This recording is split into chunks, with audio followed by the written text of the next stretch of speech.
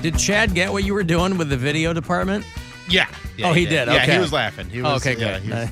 So he does this bit on the show, his podcast, and Cy Amundsen, who's the co-host. Yeah.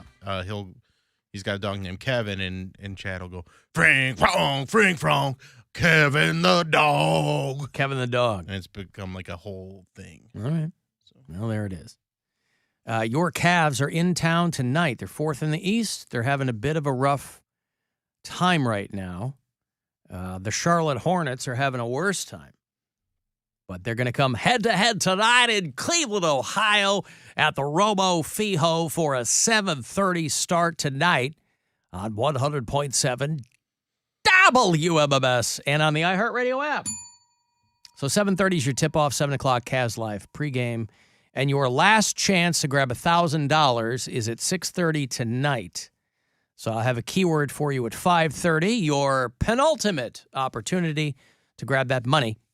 And then right after we get out of here at 6:30 is going to be the last chance to grab that money. I always think of the very last person to win because we do this for weeks on end. What a long, strange trip it's been. And somebody has to be the first winner and somebody has to be the last winner. And I always think about the last winner, somebody who really needs $1,000. There isn't a person around who doesn't need $1,000. Because it's probably somebody that's been playing along the whole time. That's right. And they get in just under the wire. So somebody will win at 5:30 and 6:30. Why not you? Planes, Trains, and Automobiles is turning 35 years old. This is a movie that I have still never seen. And I guess I should. I've seen pieces of it. You've never seen it? No. Oh, it's a fun one. I love John Candy. John Candy, and I kind of wish him and Steve Martin got to do more movies together because their chemistry together is incredible. Mm-hmm. No, I've seen bits and pieces of it, but I've never seen the movie front to back. And when I saw it was being released for the 35th anniversary, I thought they meant in theaters. I'm so curious to know what movies get put back out and which don't. Because, like, we went to go see, it was the 40th anniversary of The Thing, John Carpenter's The Thing, this past summer, and they put it back in movie theaters. And we went to go see it. I was like, oh, this is going to be great. And there have been a handful of movies along the way where maybe it's a movie has to be a certain age. I don't know. Because I was like, why didn't they put Event Horizon back in the theaters? This year is the 25th anniversary of Event Horizon. Maybe 25 years isn't old enough. But I think 25 years is old enough, but I think it also has to be a film that has that cult following. Yeah, but does Event Horizon have that? It does following? now. Well, listen, The Thing in 1980 and Event Horizon in 97 both flopped. Bombed, yeah. Yes, they both flopped because people didn't know what to do with them. In the years past, Event Horizon, yes, very much has gotten that. So, yeah, I'm always curious about what movies go back in the theater and which don't. Planes, Trains, and Automobiles seems to me like the perfect movie to put back in the theaters, but I guess they're just dropping. They're dropping like an extended thing. The original cut of the movie was over 3 hours. Really? The finished product was a little over 90 minutes. I don't know if I need the 3-hour version, but I'd watch it. It dropped on Thanksgiving in 1987. It's a John Hughes movie. It was a huge. There aren't a lot of Thanksgiving movies, but it's considered a holiday classic. So if you're a big fan of the movie, they're dropping like a brand new 4K 35th anniversary thing. And it's going to be out, I think Monday is when this will drop. What day is the 22nd? Tuesday. That would be Tuesday. What else is going on Tuesday? Glad you asked. This Tuesday at 9 p.m., I'm releasing my new comedy special, Pure BS. I almost said Bam Bam. Pure BS on my YouTube channel. We're going to do a 9 p.m. premiere, and then it'll be on there, free to watch. So please check it out.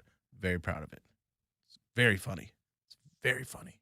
Do you want to see a deleted scene from Planes, Trains, and Automobiles? Yeah. People who are watching the live stream, it's called Airplane Food. How about another salad? No. Take this salad. He doesn't want any. He's not hungry. Some salad dressing. I'd like the brownie. The brownie? No, Sure. I'd like that. You want the brownie?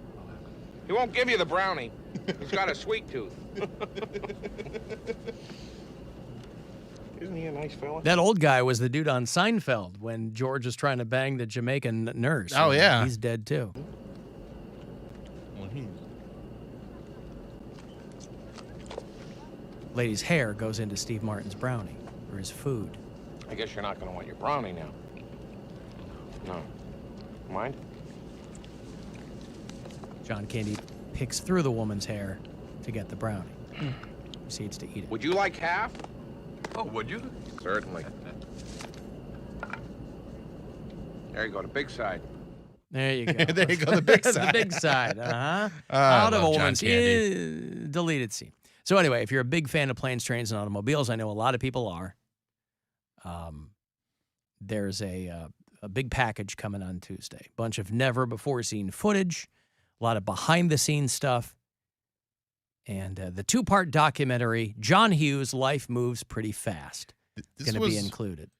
Steve Martin's foray into being the angry guy. Right, like the The- harried the- husband. Yeah, and the tightly wound guy. 'Cause he Right. was the silly guy for so long, and then he made, I think it was this movie, and then Father of the Bride, and then that was his role, I feel like, through most of the 90s. He was in Parenthood, where he was Parenthood, like a yeah, crazy that's- dad. yeah. And yeah. Parenthood was definitely in that vein, too. Yeah, because before that, you're right. It was like Three Amigos, Yeah. and he was the goofy guy. He was the jerk. He was the man with two brains. Like, it was just all silliness. But then he got into it, and then they ran with that for a while. I mean, you'd have Dirty Rotten Scoundrels. When was that? Dirty Rotten Scoundrels was 88. 88. Okay, so Yeah. that's Right, that Right was a after movie this, he yeah. dropped right after. It was Roxanne, Planes, Trains, and Automobiles in 87, Dirty Rotten Scoundrels, and then into Parenthood. But he was doing like a movie a year for a while. Yeah. One of my favorite movies of Steve Martin is a drama that nobody saw called Grand Canyon. And I saw it in the theater, and there were like, it dropped on Christmas Day of 91. never. And I even went to heard of see this. it. Yeah, I went to. It was Kevin Kline and Danny Glover. It was one of these movies where it was like a bunch of different people's lives intertwine. Okay. And he plays this movie producer who gets mugged and shot in the leg. And it was, I love Grand Canyon. And it's a movie you mentioned and nobody's ever heard of it, but it's a dynamite movie. There's one thing he did in the later 90s about him raising a kid by himself. I can't remember what it's called.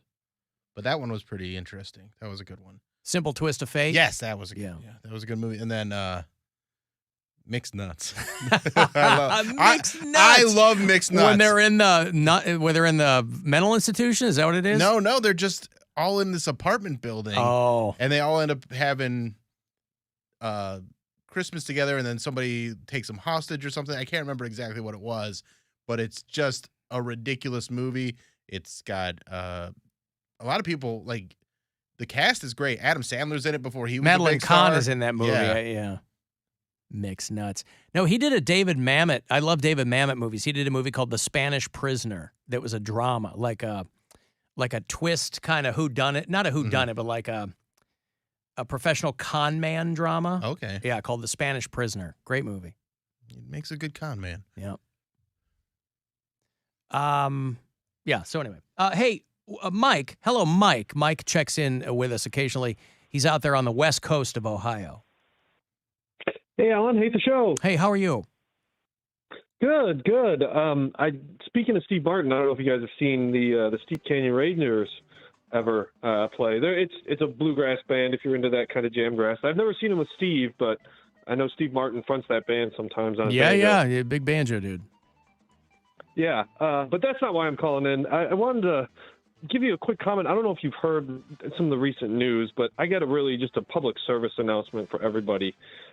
With all the crazy amounts of corporate greed and overzealous, just government regulations, just stifling business left and right, you really got to watch out for the fraud and the destruction that's happening on Wall Street. And so I would just suggest everybody go run and put your money into crypto. I think you're Heard. Do it. Do it, everyone. Mike, I think you're a couple of weeks too late. Well, no, now's the perfect time. Oh. I'm right now. the Actually, dip. I just took my wife was driving me in an automobile. I'm sitting at the train station, about to go to my airplane to head down to my new home in the Bahamas. Yeah. Where I got to tell you, crypto is king down there. Yeah. Yeah, no, listen, it's really proven to be everything they said it was and more. So, Well, no, if you didn't know, the Bahamian government is right now like the 30th largest Ethereum holder at the moment. mm-hmm. It's a pretty fun situation happening right now. Well, I'll keep an eye on that, Mike. Okay, yeah. Make sure you do. I will. There's a gold mine waiting for somebody out there. Yeah, I will make myself a note to keep an eye on the Bahamian government, okay? Exactly. All Go right. right ahead. Take it easy. Thank you. There's Mike, who's out there on the west coast of Ohio. And so I'm a pretty good judge of people. I was picking up a lot of sarcasm in his voice. Not me. You I seem was like picking a a lot of genuine sarcasm. guy. Yeah. I thought he was going to tell me to invest in Twitter. 'Cause- Again, buy low. yeah, buy low. Apparently, all the Twitter offices closed because so many people said no thank you to that Elon Musk. You know, he sent all the workers. Yeah. He fired half the workers, and then the other half, he goes, I want people who are hardcore. So he sent them all an email and said, click yes or no as to whether or not you're going to be hardcore. And if no, you're going to be unemployed at midnight. And so many people, I don't know if you've seen them, a lot of people posted their goodbyes. People who've been at Twitter for a long time were posting video of them kind of they called it turning in their gun and badge, you know, like in cop movies. They're like, I didn't click yes because I want a life and we don't know what the hell is going on here. So there were a whole lot of people posting their goodbyes. And he had to lock the offices because there were so few people who stuck around. So nobody, I guess he's trying to make Twitter profitable by having no one on the payroll. I don't know what his plan is. Somebody pointed out if he really wanted to kill Twitter instead of buying it, he could have just paid each employee $5 million to quit, and he still would have saved $6.5 billion on the purchase.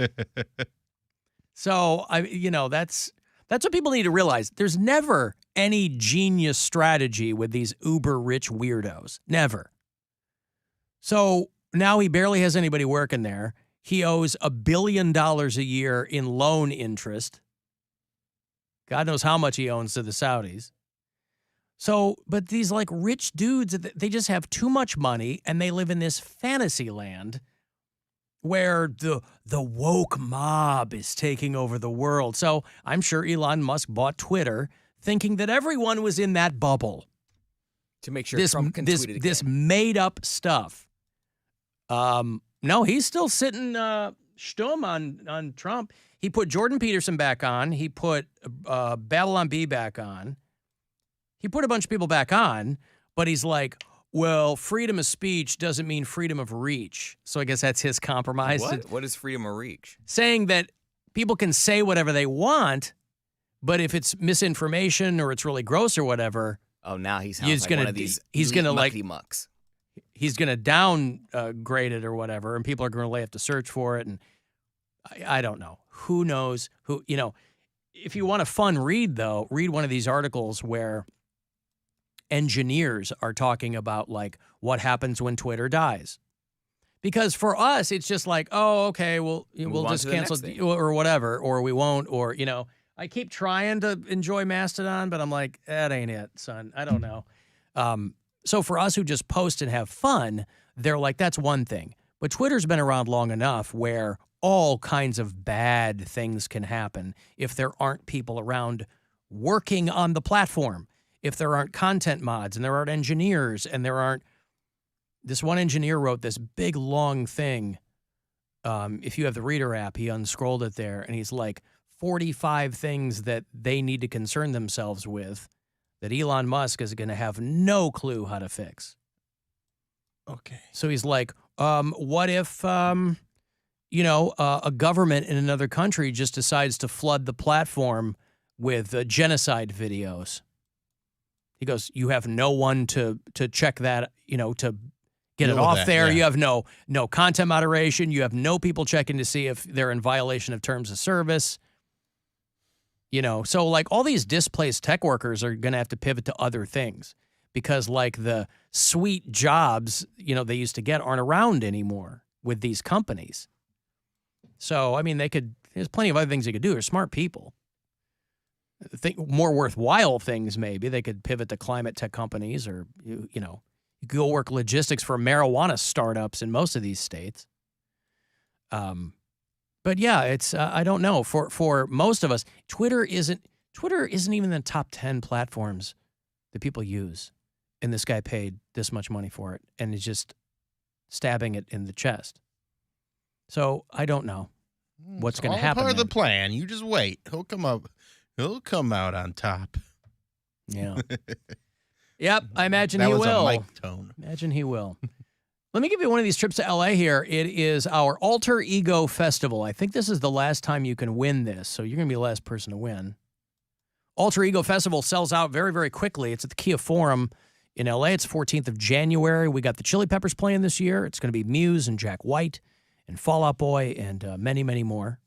It's a good time. You and a pal will fly you out, put you up, give you $1,000. So L.A. in January ain't too bad, boy. So listen closely and good luck.